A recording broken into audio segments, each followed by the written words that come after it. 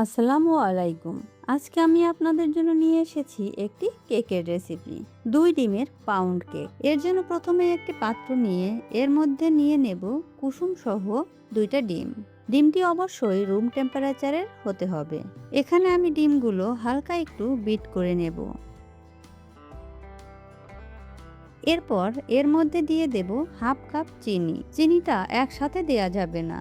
আমি এখানে 2 বারে চিনি দিয়েছি। দিয়ে ভালো করে বিট করে নিতে হবে যেন চিনি ভালোভাবে গলে যায়।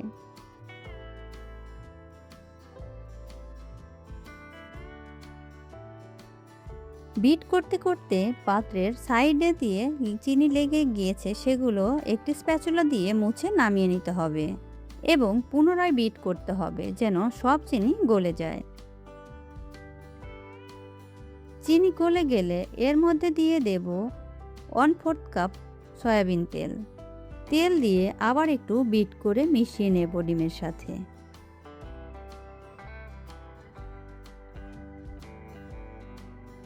এরপর দিয়ে দেব হাফ চা চামচ ভ্যানিলা এসেন্স।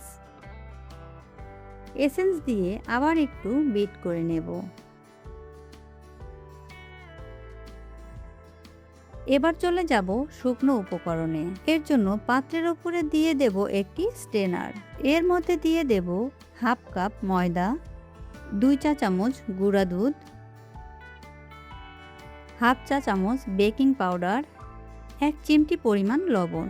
এরপর শুকনো উপকরণগুলো এর মধ্যে চেলে নিতে হবে। একেবারে দিয়ে দেওয়া যাবে না। আমি এখানে 2 বারে দিয়ে মিশিয়েছি।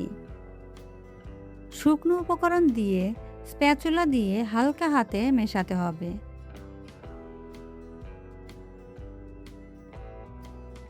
প্রথমবারে একটু ভালো করে মিশিয়ে দ্বিতীয়বার চেলে দেব, দিয়ে আস্তে আস্তে মেশাবো।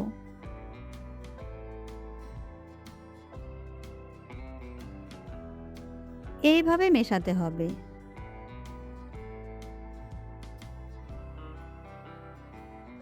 আমার ব্যাটার রেডি হয়ে গেছে।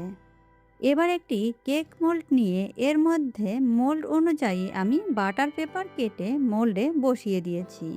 এবার এর মধ্যে আমি ব্যাটারটা ঢেলে দেব। একটু উঁচু থেকে ব্যাটারটা ঢেলে দিতে হবে, তাহলে সুন্দর করে সমান হয়ে পড়বে মোল্ডের ভেতর।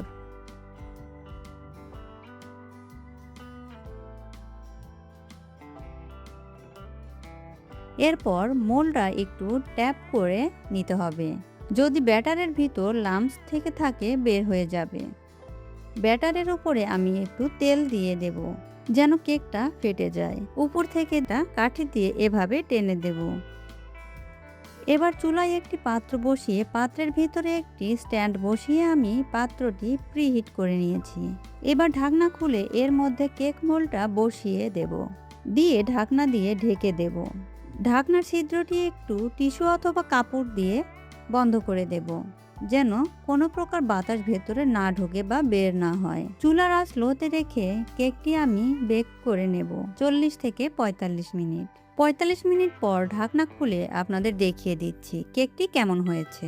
এবার আমি একটি কাঠি দিয়ে আপনাদের দেখিয়ে দিচ্ছি কেকটি হয়েছে কিনা। আমার হাতের সাথে বা কাঠির সাথে লেগে নেই। এবার আমি চুলা থেকে নামিয়ে নেব। কেক ঠান্ডা হয়ে গেলে আমি মোল্ড আউট করে নেব। একটি সার্ভিং প্লেটে আমি নিয়েছি। বাটার পেপারটা আমি সরিয়ে দিচ্ছি।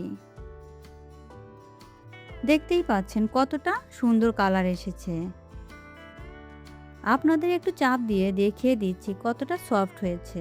এবার আপনাদের আমি কেকটি কেটে দেখাবো। এবার একটা স্লাইস ভেঙে দেখাবো কতটা সফট হয়েছে। এই তো আপনাদের সাথে শেয়ার করা হয়ে গেল আমার 2 ডিমের পাউন্ড কেক। আপনাদের যদি আমার কেকের রেসিপিটা ভালো লেগে থাকে অবশ্যই কমেন্টে জানাবেন।